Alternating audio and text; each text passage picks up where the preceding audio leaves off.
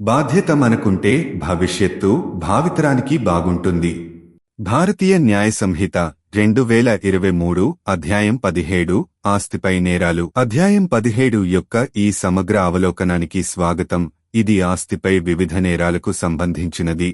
ఈ అధ్యాయం దొంగతనం, దోపిడీ, దోచుకోవడం, నేరపూరిత దుర్వినియోగం, నమ్మకాన్ని ఉల్లంఘించడం మరియు ఇతర ఆస్తి సంబంధిత నేరాలను కవర్ చేస్తుంది. ప్రతి విభాగం యొక్క ప్రత్యేకతలలోకి ప్రవేశిద్దాం. సెక్షన్ 303 దొంగతనం. దొంగతనం అనేది ఒకరి సమ్మతి లేకుండా ఎవరి ఆధీనంలో ఉన్న ఏదైనా కదిలే ఆస్తిని నిజాయితీ లేకుండా తీసుకోవడం అని నిర్వచించబడింది. అందించిన వివరణలు మరియు దృష్టాంతాలు భూమి నుండి ఒక వస్తువును విడదీయడం, అడ్డంకులను తరలించడం లేదా జంతువులు కదిలేలా చేయడం వంటి దృశ్యాలను స్పష్టం చేస్తాయి. దొంగతనానికి శిక్ష 3 సంవత్సరాల వరకు జైలు శిక్ష, జరిమానా లేదా 2 పదే నేరం చేస్తే ఏడాది నుంచి 5 ఏళ్ల వరకు కఠిన కారాగార శిక్ష, జరిమానా విధిస్తారు. సెక్షన్ 304 స్నాచింగ్ అనేది కదిలే ఆస్తిని ఆకస్మికంగా లేదా బలవంతంగా తీసుకోవడంతో కూడిన దొంగతనం. శిక్షలో 3 సంవత్సరాల వరకు జైలు శిక్ష మరియు జరిమానా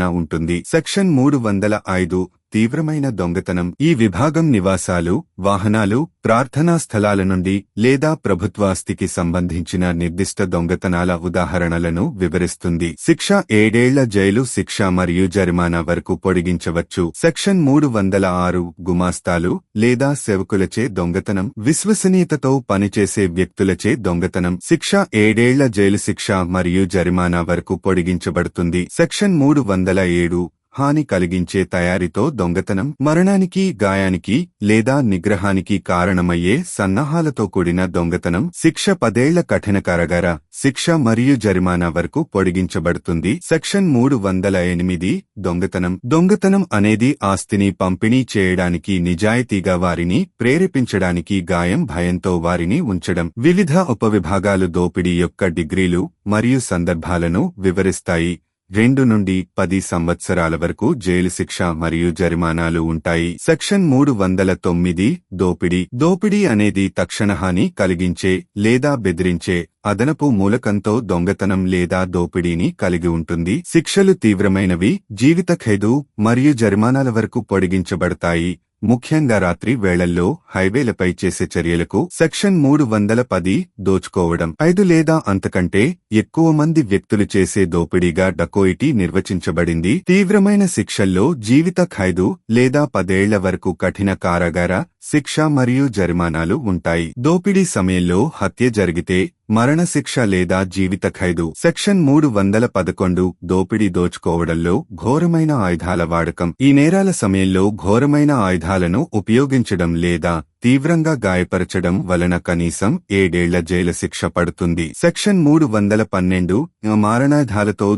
దోచుకోవడానికి ప్రయత్నించారు. సెక్షన్ 311 మాదిరిగానే కనీసం 7 ఏళ్ల జైలు శిక్షతో సహా జరిమానాలు. సెక్షన్ 313 దొంగతనం లేదా దోపిడీలో పాల్గొన్న ముఠా. అలవాటుగా దొంగతనం లేదా దోపిడీకి పాల్పడే ముఠాకు చెందినవారు. శిక్ష 7 ఏళ్ల వరకు కఠిన కారాగార శిక్ష మరియు జరిమానా. సెక్షన్ 314 క్రిమినల్ దుర్వినియోగం. చరాస్తుల నిజాయితీ లేని దుర్వినియోగం. 6 నెలల నుంచి 2 ఏళ్ల వరకు జైలు శిక్ష, జరిమానా విధిస్తారు. సెక్షన్ 315 మరణించిన వ్యక్తి యొక్క ఆస్తిని దుర్వినియోగం చేయడం. మరణించిన వ్యక్తి నుండి ఆస్తిని దుర్వినియోగం చేయడం. శిక్ష 3 సంవత్సరాల జైలు శిక్ష మరియు ఒక సేవకుడు కట్టుబడి ఉంటే 7 సంవత్సరాల వరకు పొడిగించవచ్చు. సెక్షన్ 316 నేరపూరిత విశ్వాస ఉల్లంఘన. ఒకరికి అప్పగించిన ఆస్తిని దుర్వినియోగం చేయడం. వివిధ ఉపవిభాగాలు వేర్వేరు సందర్భాలు మరియు తీవ్రతలను నిర్వచించాయి. శిక్షలు జీవిత ఖైదు వరకు పొడిగించబడతాయి. సెక్షన్ 317 దొంగిలించబడిన ఆస్తిని స్వీకరించడం. దొంగిలించబడిన ఆస్తిని స్వీకరించడం లేదా నిలుపుకోవడం సందర్భాన్ని బట్టి 3 ఏళ్ల నుంచి జీవిత ఖైదు వరకు శిక్షలు విధిస్తారు. సెక్షన్ 318 మోసం. ఆస్తిని బట్వాడా చేస్తానని మోసగించడం. శిక్షలు 7 ఏళ్ల వరకు జైలు శిక్ష మరియు జరిమానాలు. సెక్షన్ 319 వ్యక్తిత్వం ద్వారా మోసం చేయడానికి మరొకరిలా నటిస్తున్నారు. శిక్ష 5 ఏళ్ల జైలు శిక్ష మరియు జరిమానా వరకు పొడిగించబడుతుంది. విధించబడుతుంది. సెక్షన్లు 320 నుంచి 323 వరకు మోసపూరిత పత్రాలు మరియు ఆస్తి స్థానచలనాలు, ఆస్తిని తీసివేయడం, దాచడం లేదా మోసపూరితంగా బదిలీ చేయడం వంటివి ఉంటాయి. 6 నెలల నుంచి 3 ఏళ్ల వరకు జైలు శిక్ష, జరిమానా విధిస్తారు. సెక్షన్లు 324 నుంచి 328 వరకు అల్లర్లు, ఆస్తికి తప్పుడు నష్టం లేదా నష్టం కలిగించడం, వివిధ ఉపవిభాగాలు జంతువులను దెబ్బతీయడం, జలమార్గాలను అడ్డుకోవడం లేదా అగ్ని సంబంధిత నష్టాన్ని కలిగించడం వంటి నిర్దిష్ట చర్యలను వివరిస్తాయి.